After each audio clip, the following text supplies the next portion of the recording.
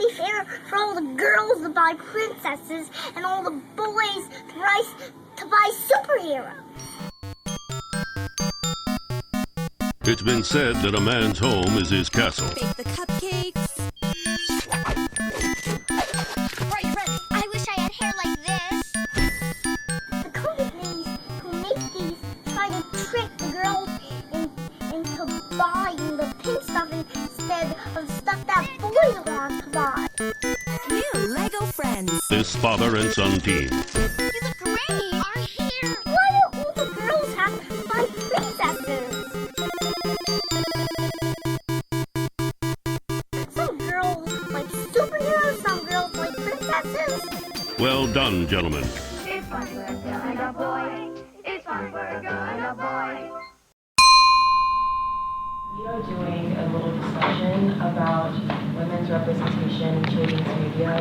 We'll be showing like a few ads and like film clips from media that we all kind of grew up with and kind of discuss some of the things that stood out to us and I don't know, kind of compare it to media today, children's media today, and kind of talk about like the differences or the similarities. Hi, I'm Robin. I'm a sophomore, and probably my favorite two movies as a kid were The Lion King and Hercules. I'm Jackie. I'm a freshman. My favorite movie was probably Harry Potter and the Sorcerer's Stone. I can still say every single line in that movie. I'm Ryoko. People call me Sasha. I'm 20. My favorite movie growing up was Princess Mononoke. I'm Yavi. I'm a freshman. I think my favorite movie growing up was definitely The Lion King. And like all the other Lion Kings, like the, what was it called, like 3 Boats or something. Hi, I'm Roy. I'm 19. My favorite movie growing up was The Parent Trap. Hi, I'm Sirwa. I'm not even joking though, my parents forced me to watch National Geographic. Like, I can't think of a single movie they forced me to watch, like, so. So you didn't get to watch any kids' movies when you were a kid? I really had like one of those childhoods where I stayed outside. I didn't watch movies. I had a few, probably about 5. I didn't play with them too often, but it wasn't like, I was able to put them in a lot of different situations and play like with other toys with them. And so it wasn't like my favorite toy to play with as a kid, but I had a lot. Mostly hand-me-downs. Yeah. I had a lack of. I moved to America from India when I was young, and so I was very much a like go play outside, go to the playground, play in the mud kind of girl. So I didn't really grow up playing with like Barbies or dolls or etc. So when I saw other people playing with them or other children playing with them, it was almost like oh, you do you, let me do me. So it was that kind of almost like a disconnect. So then I see Barbies huge everywhere now. I was obsessed with my Barbie. I would sit for hours. They had whole lives. They would go to school. Like Barbie was my best friend. Okay, enough. But yes, I love Barbie. And what was that other one? American Doll. That was like American Girl. American Girl. Yeah, I used to be obsessed with those too. I actually really loved the American Girl dolls because they had such a backstory with them. Like, they were different ethnicities, different family lives, different geographic areas that they came from. So I liked that they had more of like a story before I got them, so I could kind of like use that to play in whenever I played with dolls. Barbie, you're beautiful. It was all about what they looked like and their fashion. Pretty much, like, they didn't have anything that they do. Like, it's just all about the clothes. Plus, I think they're all white. It also kind of seemed like it was set up like a pageant, like with Barbies like coming down the stairs and all dressed up in different outfits, and especially with like the woman's voice singing in the background. I just immediately thought of like a Miss America pageant. From $1 to $5. Look for Barbie wherever dolls are sold. Someday I'm gonna be exactly like you. Till then I know But that's the ideal. And also, it culminating in a bride. Like, that's the ideal. I'll make believe that I am you. You can Tell it's Mattel. It's swell. We girls love taking our bubble bath. Right, Barbie? Glamour bath and shower. Everything is pink. Who's the girl with fashions that grew? Jewel girl Barbie. Barbie Glam Vacation House. Barbie Glam Vacation House. It's so catchy, and they're singing, and they're bubbly and bright. Here's a love note from me, Barbie, because you're so beautiful. We're soaking up beauty by the hour. And they always talk about beauty, and like that was a word that came up in both of those. And like, yes, it was expressed in the first one, but it was like the man talking, and now it's like a girl singing. So there's some differences. Wow, her tummy really moved. Comes with everything you see here. So the second two were a lot more focused on function and like what you could do with them and extra things, whereas the first one was just based on what they were wearing. Well, personally, I would buy the 1980s one, but no. But they're pretty similar in tactic of like how they're trying to promote themselves. It's still based on glamour and beauty, even though it does have like the more functionality with like the 80s one. But yeah. Now capris, crop tops rule, add a skirt. Love her look. I actually had that one. So yeah, I remember those pants. That's about it. But it's very 90s focused, early 2000, and at the end it says it's a great time to be a girl. It's a great time to be a girl. Barbie. That's playing in with like the whole girl power movement of the 90s. And it's, you know, a little more focused on, I mean, it's still like glamour and fashion, but I feel like it's still trying to like get away from like, you have to look like this type thing. Who's the girl with all the cool moves? Honestly, I feel like they're trying to look like they're trying to get away from it, but they're just getting more and more sneaky with advertising the more we progress. Like, now they're using music to be like, to make kids be like, yeah, because I was kind of jamming over here. I'm not, like, so they're like getting sneakier and sneakier the more we progress. They're women of color, but they all have like similar hair, and they're just like, they look the exact same, like no different shapes, just three different shades. I mean, if you just look at all the ads together, I think one thing that they all emphasize is glamour. They're trying to sell this like ideal, perfect world to children, which makes sense because, I mean, all children like to live in a fantasy world, so. And it's all very domestic in the house. Like, you don't see like camping Barbie or going out saving the city Barbie, anything like that. It's interesting that I've read like different things about, like, I know it's similar to it with like Lego. They have like Lego Friends for girls now, and it's like all shopping and being inside and having like cooking, while the ones for boys is like, you know, regular Legos. And so it's easy, like that differentiation has like still existed from like the 80s and now, and there's not been much change. I love how you say that, because I feel like this just perpetuates like a women's role in society, just like that domestic aspect of it, just like, where do you sit? Oh my gosh, I'm gonna sit in a tea parlor or like a parlor and drink tea, and yeah, I'd love to do that. Yeah, I'd love this gorgeous, like, what is it called? Like glam vacation house. Like, of course I'd want that, but like, I just feel like it's demonstrating like where people or where women belong almost. Because I love you, Barbie.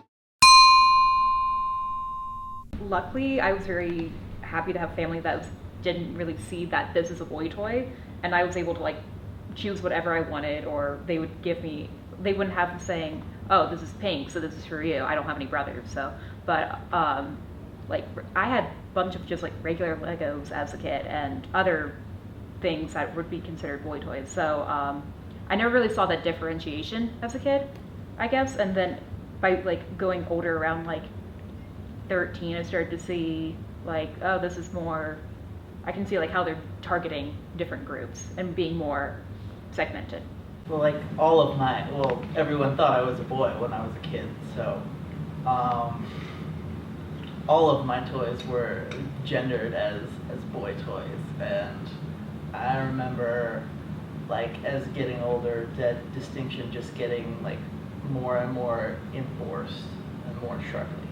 It's funny, I babysit 2 different sets of twins who are both 4, and they're both one boy, one girl, and one of the houses separates the toys. So like there's the section with like the dolls and the play kitchen and all of that, and then there's like the trucks and the swords and everything, and then the other house has kind of integrated them to kind of like gender neutral toys for them to play with. And it definitely has an impact on how they interact with each other. Just like being more willing to share, being more open versus like being so separated. So I thought like being able to see that has been really interesting. When I was really young, my favorite Disney princess was Ariel, and I would tell people my name is Ariel, and my mom would be like, no, that's not my name. But then when I got a little bit older, Mulan was my favorite, and I think that's because, you know, she has the most empowering story. Like, she's actually doing something, rather than, you know, doing something for a man. So yeah, it definitely changed once I started looking for something more substantial. Mulan was definitely always my favorite. She got to wear armor, play with swords, have cannons. It was great. She was also like the only Asian one, so. Same with Mulan, but I also liked Meg from Hercules, even though she's not a princess. But just like her general attitude, I really liked as a kid. And also Hercules was my favorite movie, so I got to see her a lot. I mean, I didn't necessarily have a favorite, but I really loved Wendy and Peter Pan, just because I like have two sisters and like she was also taking care of siblings. So being able to kind of get into that role of like being with your family all throughout the story, I thought that was really powerful.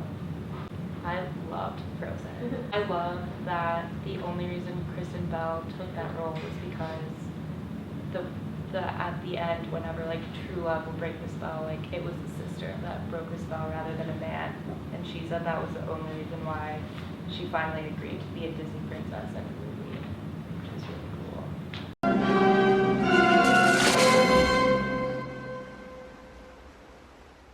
I mean, it's interesting to see how sexualized she is, considering it is a children's film, and throughout the clip, she's seen through the male gaze. It's really creepy and imperialist. Because she has a hot body. She stands up, and that's just what it looks like. If you just see her body, he's like, oh, never mind. It's also interesting like the way she stands up. It's kind of like a little booty shot. She didn't say anything, like how she's just like dumb, like standing there with the hair. And it's just obvious that like the reason why she wasn't shot was not because of her intellect or because of her bravery, just because she was beautiful. I mean, everything about the way she's depicted just kind of conforms to like this idea of femininity, like the way she's hopping from stone to stone. It's so like poetic and graceful, and that's how women are expected to behave in society. Interesting that you say that, because Pocahontas in the movie is like not doing what she's supposed to do. And so, but at the same time, she's still being represented as this person that's conforming to like our typical beauty standards. This is what you give me to work with. Well, honey, I've seen worse. We're gonna turn this sow's ear into a silk purse. It's, you know, saying you have to be this standard to get married and have a family and all that fun stuff. But, you know, within a larger context, is setting up kind of the premise of like what she's going against eventually, saying that she doesn't have to do this. She can just be herself and be happy. Wait and see when we're through. Boys will gladly go to war for you. With good fortune and a great hairdo, you'll bring honor to us all. In my Women in India class, we were reading about societies way back in the day, and it was talking about how like the patriarchal, I guess, power is so strong, because like if you think about it, it's like children are being raised by women back in the day, and so like not only are like these stereotypes placed on women through men, but it's like it's a patriarchal power so strong that it's placed through women as well. And like you can see this in here. It's like technically she's not doing this. It's not men making her conform to these standards of beauty, but women making her conform to these standards of beauty for men. I love this movie so much. So in this specific scene, I think the thing that gets me the most is like the paint or powder on her face. Like it's when she looks in the mirror, like she like grimaces or something, right? And it's indicating something to me that you have to change your physical appearance in order to please other people. So I think they like showed that in a great way, in such a physical way, that she looks so different from her natural state. Something that I find very interesting about Mulan and Pocahontas and Princess and the Frog is that these are all women of color, and compared to like Sleeping Beauty or Cinderella, the women of color that are also princesses have to in some way prove themselves to be princesses, if that makes any sort of sense. So with Mulan, like she has to save a whole nation in order to be deemed worthy of being called princess. I mean, I definitely, specifically for Mulan, I definitely think that there's a really heavy aspect of having to prove herself, but I also think there's embedded in that a really, really excellent trans narrative, which is, I watched it like a month ago, and it's like now my like third favorite movie ever. I mean, by the end of the movie, it's like, it's a line of like, you trusted Ping, how am I any different? And so it's showing that it's kind of like she dressed as a guy to get there just so she could get into the army. And again, this is like plot justifying what they were trying to say. But I feel like it does, at the end, resolve itself saying it's just who you are and your actions should stand alone and represent you as a person, rather than gender or anything like that. Do you think that happens in reality? That's the goal, hopefully. But it can get sticky, of course. I think what you're saying is really interesting, like how they kind of downplay the fact that this country itself has so many problems that need to be addressed, which they want to address international, obviously problems, but it's like, it's interesting how they downplay the ones here, and kind of like, and of course this movie contains so many stereotypes. Like I wonder, it's kind of interesting, like they haven't made one about Ghana, so I can't really speak as to what, if I watched my country being represented, but I wonder, somebody from, I don't know, China. I wonder what someone would say if they were watching it. Actually, like, so in China at that time, like really, really old time, like the only way to measure how successful a woman is just by like what kind of mind, what kind of like husband the women married, and how beautiful the woman is. Because like at that age, like there is like emperor like have a lot of beautiful women in the palace. The society just think like you are a beautiful woman, you can just like stay there and like be a property of a man, and you don't need to like fight as a man. So that's is like old China. I feel like that's the same exact problem in this country. Like, yes, women have progressed, but have we progressed that far? And is beauty still something that puts people ahead in this country? Yes. You know what I mean? Like, so why don't we have Disney films that address that, but they want to take an international spin on it? Right. When you're making it within this context. Well, Princess and the Frog was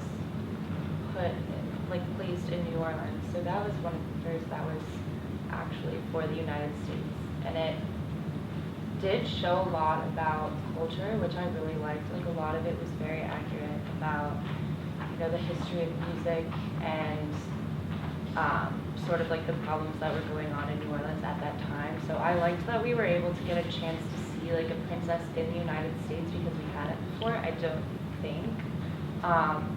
And also the fact that she was working by herself, like to get where she was really cool. Princess and the Frog is interesting because the only problem she faces with getting her restaurant is money, but she's a black woman in the 20s. I don't think you can focus too much on that in a children's film, or else they're not going to be interested and people wouldn't go see it, unfortunately. But also in most of the Disney movies, they don't give a whole lot of background of like the struggles that are going on, so I'm interested to know like why that is, but I think all of them could use a little bit more background. But overall, like I loved I'd still love Disney films. I feel like it just plays back of this is what we grew up with, this is our childhood. When you're watching these movies and not thinking about it, you're just enjoying pretty pictures and animation and all that fun stuff. And so you still have that attachment to it. And then you can grow up and critique it a little bit, but it's still like, wow, but I still enjoy watching this. And so, because it's a fun story, it makes you happy when you watch it. So, regardless if it's like about a princess or a more modern setting, like, Incredibles and family. But, because, I think I originally touched on to it because, my parents liked it, musicals, and we're a big theater family, and so it's just having that initial attachment to it. And, a lot of people go today and say, oh, watch this movie, I haven't seen it in 10 years, it's going to be fun, and you still know all the words and you sing along. So it's more of a generational thing, I think. And also, I love that whenever they make sequels, they wait a while to bring them out. Like Toy Story 2 came out, or was it 3? 3 came out whenever we were like graduating high school. And I cried in that film because I remember watching it when I was 5 or 6. And it's just like, Disney is a brand that stays with you from when you're born to when you die. Like, the whole story of like being able to watch the movies, being able to go to the parks, and this whole idea of bringing the world like a little bit of magic is something that everyone can become attached to, and I think that's part of the reason why it's been so successful. I think for me why I loved Disney so much is because like each character has a characteristic that I want to have as well. Especially when I was younger, I would watch Cinderella and Sleeping Beauty over and over again, especially those two. And I would love to have a singing voice and frolic in the woods. Like I would love to look gorgeous in a bright pink dress. And then as I kept watching, like what you mentioned, like Monsters Inc., Incredibles, I want to have a family that has superpowers. And then going into like Mulan, I want to be like confident and then be rebellious at the same time, yet be graceful, like in Pocahontas. And like I think that's why every time I go back to like watch these movies, I'm like, yes, I want to be like that one day. So I think that's why it hits home a lot. To go off that point, I think the simplicity of Disney is like cool. Because I think you can critique it from afar and say like, well, they forgot this aspect and this aspect. But I think the simplicity of one thing, like Grace in Pocahontas or whatever, is beautiful, and I think it's appreciated because life and humanity is so complex. And when you have a character or a story with just like family, and a strong family basically, and it sticks with you. So you're all going to show your kids Disney movies? Just this one. I'm only attached to this one. So you're not going to show any others? I can't think of any others that I'm attached to. Like Mm-hmm. Mulan, I am very solidly attached to, but nothing else. I mean, I think if you're gonna show your kids, you'd have to like kind of talk to them while they're watching it, at least when they're a little bit older, and just be like, notice how this woman can only, do this for a man. I do like, this isn't animated, but Princess Diaries, the second one, is mostly focused on like the princess, I don't even remember, Mia being able to fight for her right to rule without a man. And like it does have a love interest, but I think that message was very different than previous Disney movies that they had done, because it was so focused on like her being able to rule and prove that like she had the ability to do so without like having a man by her side. I grew up in India, so I grew up with gender roles imposed in a very different way, I guess. It was more, I guess sort of similar. It was more like the girls are going to stay in the house and play, while the boys go out and play soccer. And it was one of those things where like the girls are just going to sit inside and play with the dolls, while the boys go out and play their sports. I didn't grow up with as much of an imposition of, I guess, like Disney princesses and Barbie ads, but there were just gender rules imposed in different ways. Like ads for like food and stuff, you always see the kids running into the house, but like the girl has just gotten done with playing with the dolls, or the boys just running in doing with the friends and stuff like that. My mom likes to say that I picked up on catchphrases that like the girls would say, and a lot of times the girls were portrayed as like the really sassy little sister. So I was like not allowed to watch whatever like affected me in that way. For instance, I don't know if any of you guys watched Arthur, but like Arthur had a really sassy little sister, GW. And I can't remember what her catchphrase was, but I started saying it, so my mom like cut that out of my viewing permissions. GW was so annoying. Yeah. So I think I didn't realize what exactly was happening, but it definitely, like, obviously it had an effect on me. I don't think my mom let me watch Rugrats, and I don't know. I wasn't allowed to watch that. Yeah, I'm not sure why, because I've never seen it, but I wasn't allowed to watch that. Only violence and sex, pretty much, you know, because I have 2 older sisters, so they were, you know, watching different shows and like, oh, Robin, just watch with us, and you know, it's watching some movie because we didn't have child lock or anything. And that was pretty much the only thing, not necessarily, you can't watch this because it has, you're gonna pick up on something negative that the women are showing, just some of the more mature elements. My parents were very sensitive. I was from like a very strict household. I wasn't allowed to watch Harry Potter. Still not allowed to watch Harry Potter. Proud Family, my mom was like anti-Proud Family. And my parents censored like my viewings in the week. I couldn't watch TV in the weekdays until I was like 18, and like 2 hours weekends. So my parents were very like adamant about what I watched.